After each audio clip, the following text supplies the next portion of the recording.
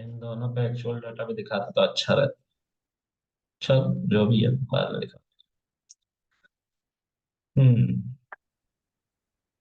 Sir, हाँ जी sir, बताइए। जो बायस और वेरिएंस होता है उसमें हम्म। दोनों में 5% का ही लिमिटेशन होता है। वो डिपेंड करता है कि आप कितना मानते हैं, ठीक है। लेकिन जो स्टैंडर्ड है, जो मान के चला जाता है, वो 5% का ही मान के चला, ठीक है।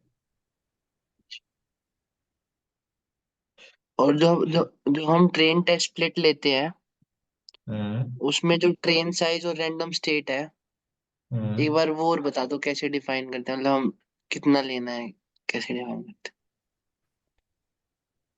एक बार डिफाइन कर दो क्या। इनका क्वेश्चन है कि वो ट्रेन टेस्ट स्प्लिट है उसको किस तरीके से हैं। ट्रेन ट्रेन में। टेस्ट प्लेट में हमारा एक ट्रेन साइज लेते हैं हम और एक रैंडम अरे स्टेट तो लेते हैं। वो बाय डिफॉल्ट उसके अंदर दिया गया है, 70% ट्रेनिंग साइज होता है, 30% टेस्टिंग साइज होता है बाय डिफॉल्ट। और वो उस पर अच्छा वर्क करता है, ठीक है। तो उसमें दिमाग लगाने की जरूरत नहीं है, हमेशा इस बात का याद रखना कि तुम्हारा वन थर्ड। रैंडम स्टेट 32 ही होती है बाय है। डिफॉल्ट। नहीं, random state by random state तो सैंपल्स के कॉन्फ़िगरेशन को बदलने के लिए यूज किया जाता है। बार बार सैंपल बदल जाते हैं ना, ऊपर नीचे हो जाता है सैंपल। तो इसलिए रैंडम तो स्टेट कुछ नंबर दे देना, उससे वो स्टैटिक हो जाता है, बदलता नहीं। कोई भी नंबर दे दे वो तो अच्छा। कोई भी ठीक नंबर है। दे दो, लेकिन उसको बदलना मत, है ना। ठीक है। एक बार वो चलो। नंबर दे देंगे तो वो ऊपर नीचे नहीं होगा सैंपल। हाँ। रन टाइम पे चेंज नहीं होगा, वो स्टैटिक हो जाएगा। राइट। और ओके। ट्रेन टेस्ट में स्प्लिट की जो आप बात कर रहे हैं ना, इसमें अपनी चॉइस होती है कि आप ट्रेनिंग में देना कितना चाहो डेटा। तो दो। नहीं नहीं, सी। नहीं हाँ, बोलो बोलो, तुम कुछ और कह रहे थे। वो नहीं बोल रहे थे जो मैं बोलना चाह रहा था, नहीं, बोलो। ठीक है बोलिए। मैं ये कह रहा हूँ कि अगर तुम ट्रेनिंग साइज दे रहे हो तो टेस्टिंग साइज देने की जरूरत नहीं, खुद ही अंडरस्टैंड कर लेता है, ठीक है। ऑलराइट। Colour red. ओके। तो जो हमारी क्लासेस थी, इसको ऊपर रखना पड़ेगा। देखो, इस पिक्चर में मैं तुम लोग को दो चीज दिखा रहा हूँ। एक, जो रेड वाली तुम्हें दिख रही है वो तुम्हारा एक्सेल सैंपल, ठीक है। और जो ब्लू वाली दिख रही है, मॉडल ने प्रिडिक्ट करके इसको क्लासेस में डिवाइड कर दिया है, ठीक है। ये लॉजिस्टिक रिग्रेशन से हुआ, ठीक है, जो कि खराब मॉडल है इस तरह के डेटा के। यहाँ पे इसी को कॉपी करके अगर मैं इसको यहाँ पे डाल दूँ तो shit यार, इसको ऊपर ही रखना पड़ेगा। तो यहाँ पे ये जो नीचे वाला तुम डेटा देख रहे हो, ये सारे के सारे एक्चुअल सैंपल्स है फिर से। और ये जो लाइन देख रहे हो, ये प्रिडिक्टेड लाइन, ठीक है। तो ये एक बेटर रिजल्ट हमें देता है, ठीक है। ये बता रहा है कि जिसको तुमने इतनी सैलरी दे दी है उसको इतना देना चाहिए था, मतलब 200,000 के आसपास देना चाहिए, ठीक है। तो ये एक अच्छा हमारा लीनियर रिग्रेशन माना गया है इस तरह के प्रिडिक्शन के, जिसमें जो हमारा टारगेट है बार बार चेंज हो रहा है, किसी क्लास से निकला होगा। अब क्वेश्चन ये है कि लीनियर लॉजिस्टिक रिग्रेशन इंटरनली आखिर क्या कर रहा है, जिससे ये रिग्रेशन के डेटा पे अच्छा काम नहीं कर रहा। तो दो एक्टिवेशन फंक्शन, पहला है सिग्मॉइड फंक्शन और दूसरा है सॉफ्ट मैक्स फंक्शन। इंटरनली जो हमारा लॉजिस्टिक रिग्रेशन है वो कैसे काम करता है वो समझो। अगर तुम्हारे पास, मान लो, अ, एक सैंपल है यहाँ पे, दो सैंपल है, सॉरी। एक है कलर,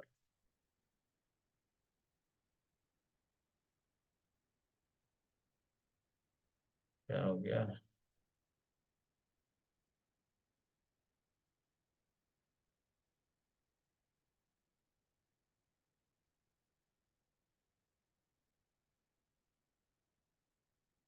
हाँ, okay, this is our sample. ठीक है, ये कुछ सैंपल है, और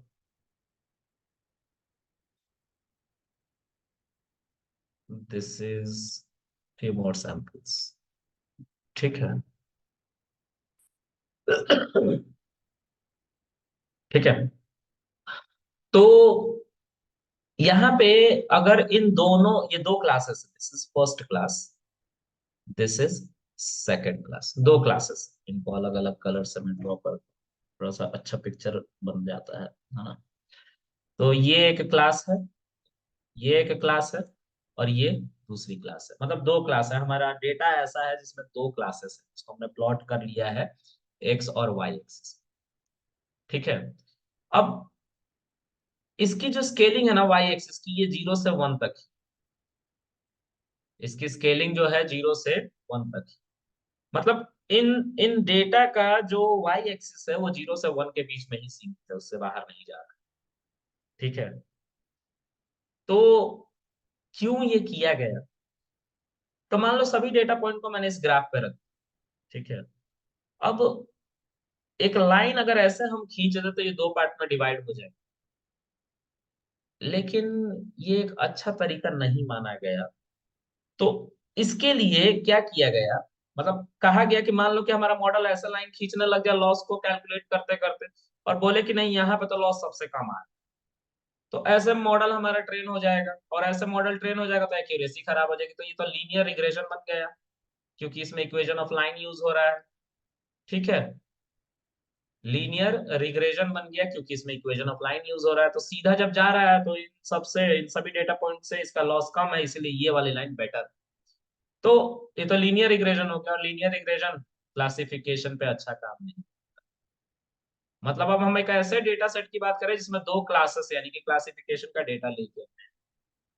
ठीक है, तो इसको, इसी लाइन को कुछ ऐसे ट्विस्ट करके हम इन दोनों को क्लासिफाई कर ले, इसी को कहा गया आगे चल के लॉजिस्टिक रिग्रेशन। लॉजिस्टिक रिग्रेशन कहा गया कि लीनियर रिग्रेशन का ही यूज करो, ठीक है, इक्वेशन ऑफ लाइन का ही यूज करो, लेकिन अब इस नाम के साथ नहीं, इसी लाइन को कुछ ऐसे तुम तोड़ो या मोड़ो। तोड़ो या मोड़ो का मतलब, अगर मैं इस लाइन को ऐसे सीधा ना ले जाके ऐसे अगर मोड़ के ले जाऊं, तो क्या ये दोनों क्लासेस नहीं डिवाइड हो जाएंगे एक दूसरे में, और यहाँ पे हम थ्रेशोल्ड वैल्यू 0.5 का मानेंगे। मतलब ये जो लाइन थी ना, ये वाली जो तुम इस तरह की लाइन देख रहे हो एस शेप में, ये सीधी लाइन थी, लेकिन इस एक्टिवेशन फंक्शन की मदद से इस लाइन को मोड़ दिया गया। ठीक है, तो इस लाइन को जब मोड़ा गया तो इस लाइन ने इन दोनों क्लासेस को दो पार्ट में इक्वली डिस्ट्रीब्यूट कर दिया। समझ में आ रहा है प्रेम? आ रहा है बिल्कुल। एक्टिवेशन फंक्शन का काम क्या होता है? हम्म। गाइस तुम लोग को समझ में आ रहा है? साक्षी, वेदांश, प्रीति, ओबीतो, मुस्कान, मिस्कौर, प्रेम, आ रहा है, आ रहा है। इनको नहीं आ रहा, सब चुप है। आ रहा है हाँ सर। बोलो अभी तो। अच्छा आ रहा तुम्हें? मुस्कान तुम्हें आ रहा समझ में? Yes sir. और कौन बचा? मिस्कौर आपको समझ में आ रहा है? Yes sir. और ये कौन है? प्रीति सिंह आपको समझ में आ रहा है? इसको नहीं आ रहा समझ। हाँ। अब उसके बाद है साक्षी, आपको आप समझ में आ रहा है? हाँ जी सर। वेदांश कैसे हो तुम? हिल गई है सर देख के। हिल गई है देख के? अच्छा, देखना भाई अरे नस ये वस तो ना फट वही जाए है जो कहीं। मैंने तेरे को बताया था। हाँ जी। अरे कल ही तो, सर मैंने इसको ये कल ही बताया है। कहाँ बताया है तूने? कल कुछ और बताया था। अबे पागल, ही वही है लीनियर रिग्रेशन भाई। हाँ चलो, तो तू लीनियर कुछ और रिग्रेशन ने बता कल रहा ही बताया है। अबे तो ये तुम लोगों ने एक्टिव। आपस में बताया है तो मुझे कैसे पता चलेगा? मुझे क्यों खींच रहे हो उसमें? अरे सर मैं इसको कह रही हूँ, मैंने बताया, फिर बोल रहा है हिल गई है। पता नहीं, तो देखो। बात, हाँ अरे तो बाद में बात करियो, अभी सर को पढ़ाने दे। हाँ, पहले पढ़ा ले। बाद में बताइए। चलो, एक्टिवेशन फंक्शन कहाँ बताया था तूने वैसे? अरे ठीक है, अब सुनो मेरी बात। आज ही तो नहीं बताया ना। लड़ तो दो बढ़िया से, ठीक है। हाँ चलो, अब बढ़ते हैं हम आगे, ठीक है। लीनियर रिग्रेशन का सहारा नहीं लेके एक्टिवेशन फंक्शन का सहारा नहीं, ठीक है। तो ये क्या कर रहा होगा internally?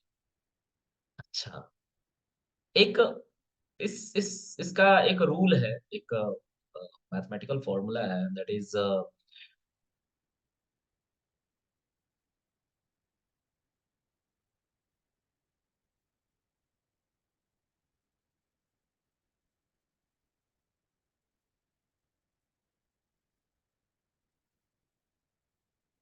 This is the formula, ठीक है।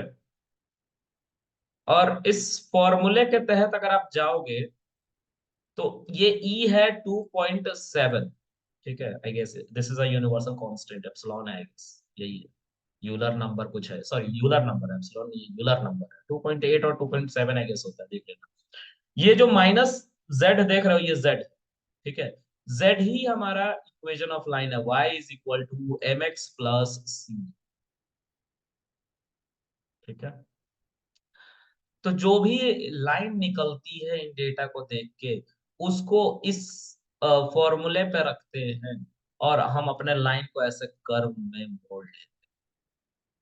और जब इस कर्व में लाइन को मोड़ते हैं, जो लाइन सीधी आ रही थी उसको हमने कर्व में मोड़ा और हमने अपने दो जो क्लासेस थे उनको अलग अलग कैटेगराइज कर लिया।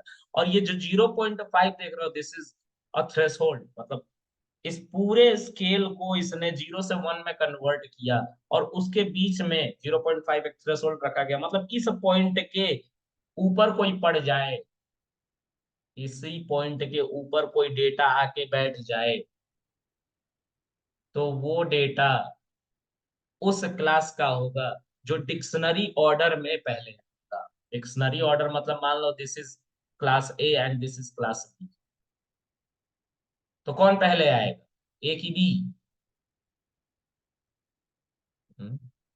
कोई नहीं आएगा पहले। ए। हाँ, तो ए क्लास में ये डिफाइन किया जाए, ठीक है। उसी तरह से इसको 0 क्लास मान ले और इसको 1 क्लास मान ले, तो फिर से ये सैंपल 0 डिक्शनरी ऑर्डर में पहले आता है, 0 से, ठीक है। लेकिन अगर ये डेटा पॉइंट ऊपर चला जाता है तो ये 1 क्लास से डिफाइन होगा, 0 से नहीं, ठीक है। तो अब हमने इसी लाइन को, इक्वेशन ऑफ लाइन जो निकाल के दे रहा था, उसी लाइन के ऊपर एक्टिवेशन फंक्शन लगाया। यानी कि ग्राफ अगर तुम लोगों ने पढ़ा है तो singleton function, sigmoid function, cubic function, biquadratic function, इन सब के बारे में पढ़ना एक बार फिर से। ग्राफिक्स ग्राफ के अंदर दिया हुआ है, इसमें देख लें, ठीक है। तो उसमें बहुत तरह के फंक्शन होते हैं। ऐसे भी एक फंक्शन होगा तुम्हारे पास, इसको कौन सा फंक्शन कहते हैं, कौन बताएगा? हैं? कोई नहीं बताएगा। क्या सर क्या? ये कौन सा फंक्शन है? ABS. Modulus sigmoid function. Function. अबे मॉड्यूलस फंक्शन है, ये मॉड्यूलस हाँ वही बोलने वाला था मैं मॉडुलस। है, ये मॉड्यूलस फंक्शन, ठीक है। चलो, तो ऐसे ही फंक्शन है सारे के सारे, ठीक है। अब तुम बोलोगे सर इसको भी बताओ, तो मैं इसको दिखा नहीं पाऊंगा, ठीक है। इसमें कुछ खामियां थी जिसकी वजह से इसको यूज किया गया। कुछ चीजें हैं, नोट डाउन कर लो, मतलब मैं लिख दे रहा हूँ। It is always play good role with two class. दो क्लास अगर होंगे किसी डेटा सैंपल में, तो ही आप सिग्मोइड फंक्शन को यूज करना, वो ज्यादा प्रिफरेबल बेस्ट। अगर दो क्लास से ज्यादा रहा तो फिर कैलकुलेशन बढ़ेगा, और कैलकुलेशन बढ़ेगा तो आपका रैम खराब, तब रैम कोस्टिंग बढ़ती है। कोस्टिंग का मतलब रैम बेकार का यूज, ठीक है। उस केस में आप क्या करना, उस केस में आप सॉफ्टमैक्स का यूज करना, जब दो से ज्यादा क्लासेस होंगे हमारे डेटा सेट। तो it is always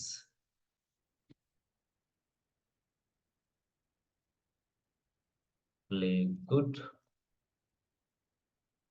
classification role with more than class, ठीक है। तो इस बात का याद रखना, इसका फॉर्मूला भी देख लो कैसे होता है। इसका फॉर्मूला है Z0, तीन क्लासेस की बात है। This is Z0 plus Z1 plus Z2, है ना, ये। और ये सब ई के ऊपर लगा होता है, ई के ऊपर ही होता है, ठीक है। तो ये हमारा सॉफ्टमैक्स का फंक्शन, ठीक है। तो इन फॉर्मूले में जाने की जरूरत नहीं है, ठीक है। मैंने लिख तो दिया क्योंकि मुझे याद था, पता नहीं कितना याद है, बट यही फंक्शन है, ठीक है। तो सॉफ्टमैक्स क्या करता है, जितने भी क्लासेस होते हैं उतने जेड क्रिएट कर लेता है, ठीक है। चलो मैं तुम लोगों को इनका एक डिफरेंस दिखाता हूँ एक डेटा सेट के नीचे, और वो आयरिस का डेटा सेट है। तो आयरिस डेटा सेट को हम बुलाते हैं, और इन सबों को मैं यूज कर करके दिखाता हूँ। किसी को इसमें कुछ समझ में आया है? मैं ये नहीं पूछूंगा कि किसको नहीं आया, मैं पूछूंगा कि आया है कि नहीं, थोड़ा बहुत भी। हाँ, बोलो गांव वालों, जागो, सुबह हो गई। आ रहा है। सर अभी तो 10 ही बजे। गांव वाले तो सो जा रहे हो, प्रेम पहले सो जा रहा है। प्रेम का लक्षण हाँ। ठीक नहीं लग रहा है। अब मुझे प्रेम तुम्हारा लक्षण ठीक नहीं लगता। बोला मतलब था लक्षण। सर ना। अगर हमारे पास सर नहीं, अगर मैं हमारे पास दो मैंने क्लास है। मैंने मैंने प्रेम को बोला था कि शादीशुदा लोग किसी काम का नहीं होते। Prem is one of the example such kind of guy. भाई क्या बात कर रहे हो, शादी तो आपकी भी होने वाली है। किसने बोला बे? और अपने को इतना छोटा क्यों समझ रहे हो? अरे साथ नहीं साथ रे, के। मेरी नहीं होगी रे, मेरी किस्मत में ही नहीं है। चलो आगे देखते हैं, क्या कह रहे किस्मत थे में मैं तो सर तुम। बहुत कुछ है। अरे छोड़ यार, इस टॉपिक पे अरे बेकार है नहीं नहीं बहस। सर, अब तो बात होगी सर। नहीं नहीं। शर्मा गए। तुम देखो लोग, देखो। चलो अब पढ़ लेते हैं। तो अब जो है, हम एक मॉडल ट्रेन कर लेते हैं, ठीक है।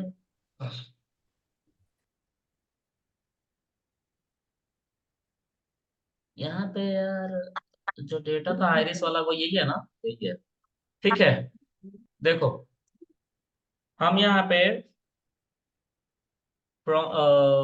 इस डेटा को लोड करेंगे। डीएफ इज इक्वल सिग्मॉइड और सॉफ्टमैक्स से डिफरेंस बता रहा हूँ कि सिग्मॉइड से अगर मैं ये काम करूंगा क्लासिफिकेशन का तो क्या होगा, और सॉफ्टमैक्स से काम करूंगा तो क्या होगा। तो let's see, DF is equal to,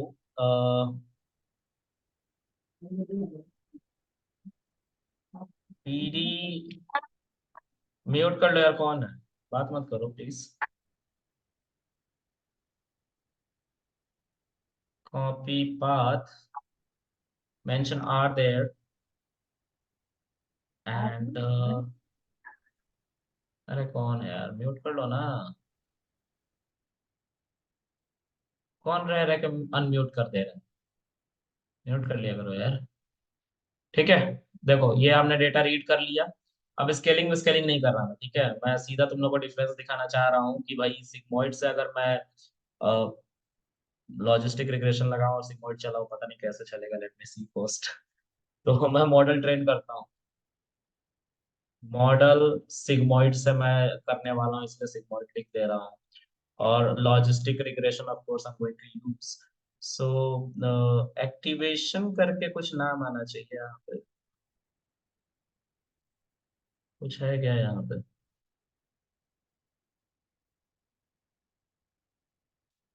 हाँ, ये वन वर्सेस रेस्ट, ओवीआर। ठीक है, ओवीआर का यूज करोगे तो ये क्या करता है,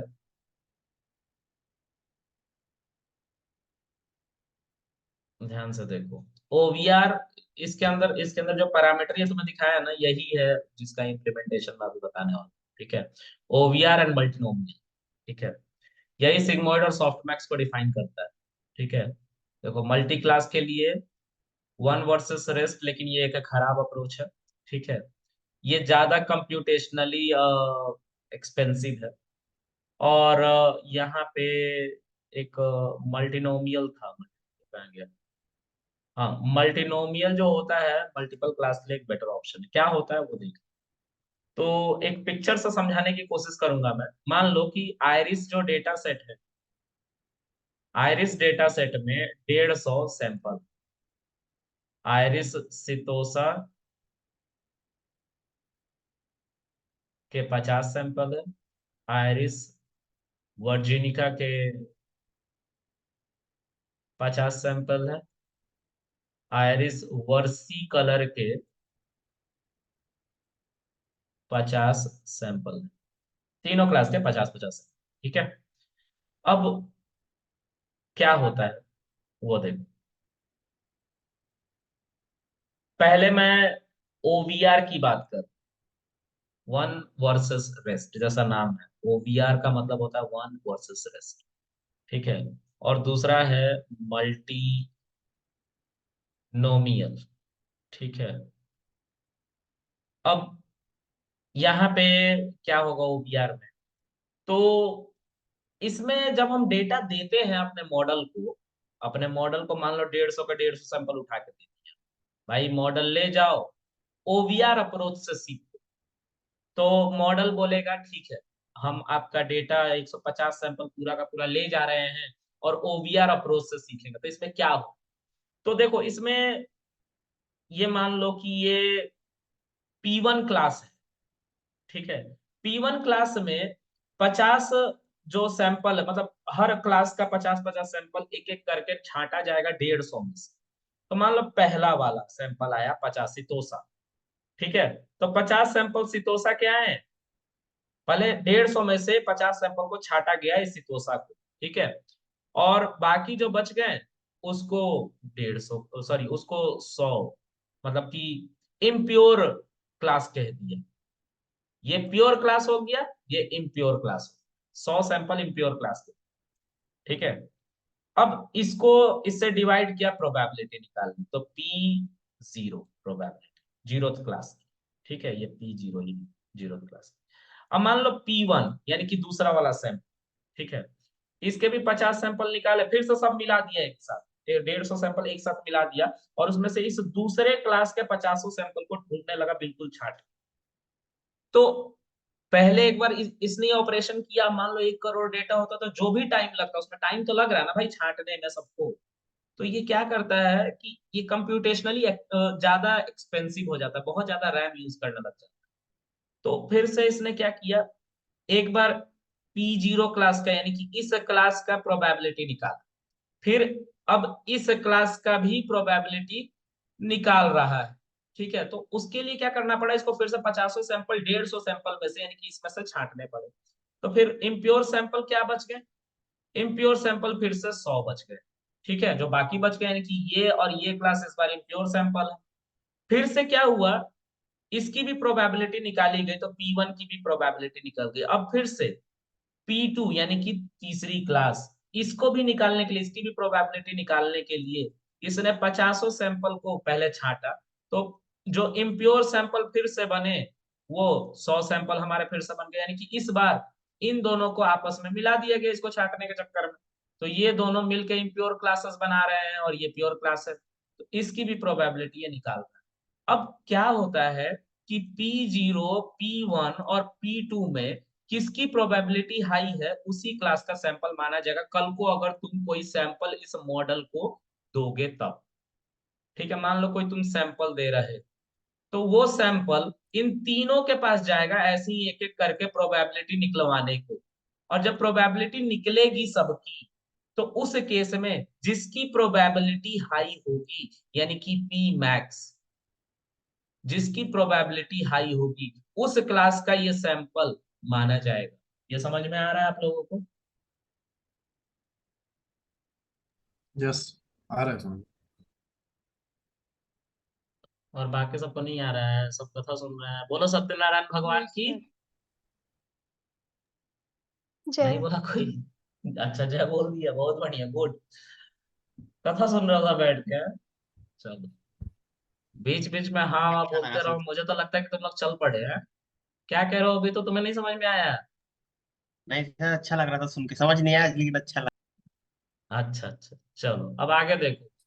अब यहाँ गुड। पे बार बार इसने जो छांटा, फिर मिला दिया दूसरे क्लास को निकालने के लिए, फिर छांट रहा है प्योर क्लास को, फिर तीसरे क्लास को निकालने के लिए फिर से सब कुछ मिला के फिर से छांट रहा था, ये बहुत एक्सपेंसिव, ये कंप्यूटेशनली बहुत एक्सपेंसिव है। आज के बाद में जब भी कंप्यूटर वर्ल्ड में एक्सपेंसिव बोलूँ, इसका मतलब ये होता है कि वो रैम वाइज ज्यादा कंप्यूटेशन करने वाला है।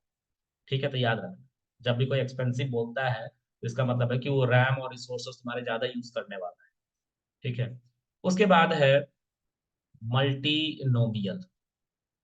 मल्टीनोमियल ने कहा कि 50 सैंपल, 50 सैंपल, 50 सैंपल एक ही बार सब अलग अलग करें। ठीक है, और जो भी तुम्हारा प्रोबेबिलिटी होगा P0, P1, P2, है ना, इसको निकालो। ठीक है, इसमें से जो भी प्रोबेबिलिटी मैक्स होगी उस वो तुम्हारा क्लास होगा। तो इसमें हमने बार बार क्या नहीं निकालना पड़ता है, हमें बार बार अपना क्लास को मिक्स करके और अलग करने की जरूरत नहीं पड़ती। यहाँ पे कोई सैंपल अगर आता है, ठीक है, तो इस सैंपल को इसको दिया जाएगा, प्रोबेबिलिटी निकलेगी। इस सैंपल को इसको भी पास किया जाएगा, प्रोबेबिलिटी निकलेगी। और इस सैंपल को इसको भी पास किया जाएगा, P2 को, प्रोबेबिलिटी निकलेगी। और इन प्रोबेबिलिटी में जो मैक्स होगा, ठीक है, उस क्लास का ये सैंपल माना जाएगा। ठीक है, तो यहाँ पे प्रोबेबिलिटी निकालने का अप्रोच था कि तीनों को एक ही बार अलग अलग, फिर उसके बाद हम उसकी प्रोबेबिलिटी निकालें। ठीक है, बात समझ में आ रही है? तो अब यस सर। मल्टीनोमियल और ओवीआर, ओवीआर को दो क्लास के साथ अच्छा माना गया है, तो दो क्लास, अगर दो से ज्यादा क्लासेस है तो आप इसको इस्तेमाल करें। ठीक है, चलो करके दिखाते हैं। थियरी में इसलिए नहीं घुसते, थियरी बड़ी बोरिंग होती है। चलो देखो यहाँ पे लॉजिस्टिक रिग्रेशन। अब फिर से भूल गया क्या पैरामीटर था उसका।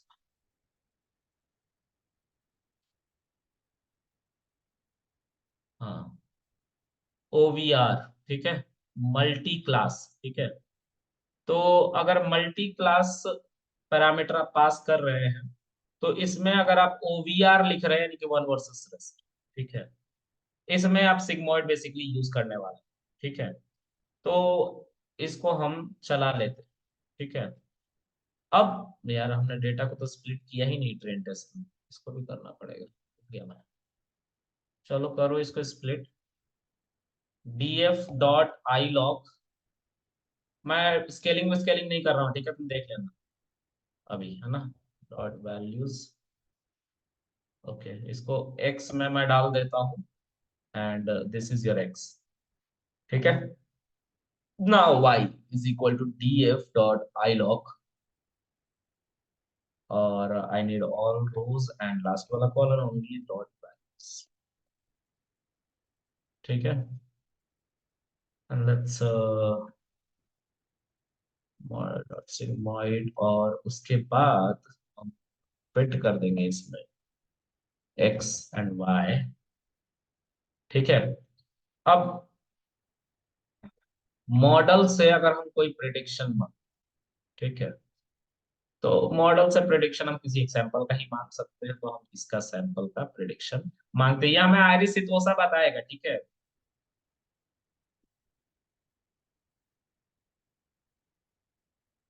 कॉमा कॉमा, कुछ गलती कर रहा हूं तो बताना, ठीक है। कुछ गलती किया है मैंने, सब बंदे की तरह देख रहा हूं। और ये 2D हाँ सर है, बताने वाला। आयरिस सितोसा बता रहा है, ठीक है। अब अगर मैं मॉडल से बोलूं कि इसकी प्रिडिक्ट प्रोबैब बताओ, यानी कि प्रोबेबिलिटी बताओ इस सैंपल की, इस सैंपल की होने की प्रोबेबिलिटी क्या है, तो प्रिडिक्ट प्रोबा करके फंक्शन आता है, मेथड आता है। इसके अंदर तुम्हें अपने सैंपल को पास करना पड़ता है, यानी कि ये सैंपल है तुम्हारे जिसका प्रिडिक्शन तुम मांग रहे हो। तो देखो ये तीनों क्लास से होने की प्रोबेबिलिटी बता रहा है। ये जो है ये जीरोथ क्लास का, ये वन क्लास का और ये टू क्लास का। अब तुम ये बोलोगे सर जीरोथ क्लास कौन, वन क्लास कौन और टू क्लास। तो जो तुम्हारे सैंपल में, ठीक है, इसको ऐसे देखो, डीएफ तुम्हारा डेटा सेट था।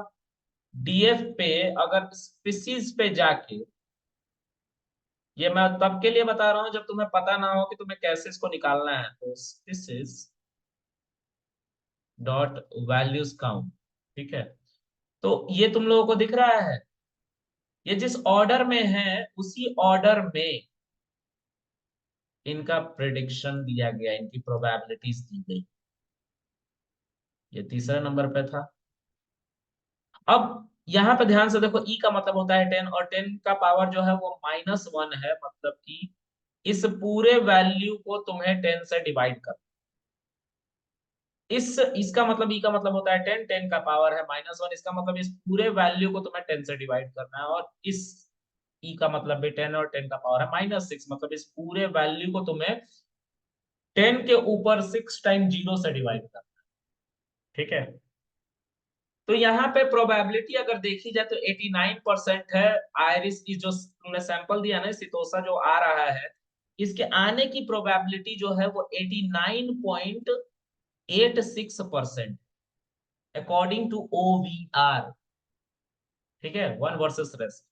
मल्टीनोमियल के साथ अगर देखोगे तो देखो क्या होता है। मल्टीनोमियल हम इसी को लेके चलते हैं, और हम यहाँ पे मल्टीनोमियल अप्रोच को यूज करेंगे। यहाँ पे हम सिंपली गोइंग टू मेंशन से सॉफ्ट मैक्स, ठीक है। और यहाँ पे हमें लिखना पड़ता है मल्टीनोमियल, मल्टीनोमियल, आई गेस ये सही है। तो model soft max dot fit X and Y, और इस बार फिर से कैपिटल मॉडल लिखो, और softmax dot predict, and I will pass that sample, this is that sample जिसका हमने prediction मांगा था। तो ये भी आयरिस सितोसा ही बताएगा इसकी तरह, ठीक है। देखो आयरिस सितोसा बताया, लेकिन अब हम जानना है कि प्रोबेबिलिटी क्या देगा आखिर ये सैंपल की। तो हमें प्रोबेबिलिटी भी तो निकालनी है, हर एक क्लास से होने की प्रोबेबिलिटी। तो हम इससे भी बोलेंगे model soft max predict proba proba, और इसके अंदर we will pass our sample and C. अब जरा सा इस फीचर को देखो, और इसको देखो, दोनों को देखो, ध्यान से देखो और बताओ किसका रिजल्ट अच्छा है। ये जो है ये ओवीआर से बना है, ठीक है। सॉरी, ओवीआर कह रहा हूं, this is built using OVR, जिसको हम सिग्मोइड कह रहे हैं, and this is called multinomial. ये मल्टीनोमियल से बना है, जिसको हम सॉफ्ट मैक्स कह रहे थे। बताओ किसका रिजल्ट अच्छा है? पहले नंबर पे ही तो था सितोसा, आयरिस सितोसा। यहाँ पे देखो 89% ये बता रहा था और ये बता रहा 98%, तो कौन ज्यादा प्रिसाइज है बताओ? मल्टीनोमियल। मल्टीनोमियल ज्यादा प्रिसाइज, यानी कि सॉफ्ट मैथ्स अगर 2 से ज्यादा क्लासेस होगा तो ज्यादा प्रिसाइजली आंसर। ठीक है, एक और बात, इनको तुम ऐड करो तो ये 100 नहीं होंगे, या हो भी सकते हैं। इन तीनों को अगर तुम ऐड करो तो 100 नहीं भी होंगे। अब देखो 3 क्लासेस की प्रोबेबिलिटी तो 100 में से ही तो सब स्प्लिट हुई है। अगर इन सब को जोड़ोगे तो ये 100 हो भी सकते हैं और नहीं भी हो सकते हैं। ये कहता है ओबीआर, यानी कि सिग्मोइड। लेकिन सॉफ्ट मैक्स कहता है कि अगर हमने सभी प्रोबेबिलिटीज को जोड़ दिया तो वो 100 ही होगा। बस यही एक प्रॉब्लम थी जिसकी वजह से सॉफ्ट मैक्स बनाया गया, कि प्रोबेबिलिटी ऐड करने पे 100 नहीं आ रहा था, कभी कभी 99.99999999% आ रहा, 100 नहीं आ रहा। तो लोगों ने बोला नहीं, यहाँ कुछ गड़बड़ है। अगर मल्टीपल क्लास हुआ तो हमें हर क्लास का अलग अलग प्रोबेबिलिटी निकालना चाहिए, इस तरह मिला जुला कर नहीं निकालना चाहिए। और इसलिए मल्टीनोमियल को बनाया गया, यानी कि मैक्स को बनाया गया। क्लियर है? समझ में आया ये सब? Yes sir. और बाकी सबको नहीं समझ में आया? सो गए सब? जागो जागो गांव वालों। चलो आज के लिए इतना रखते हैं गाइस।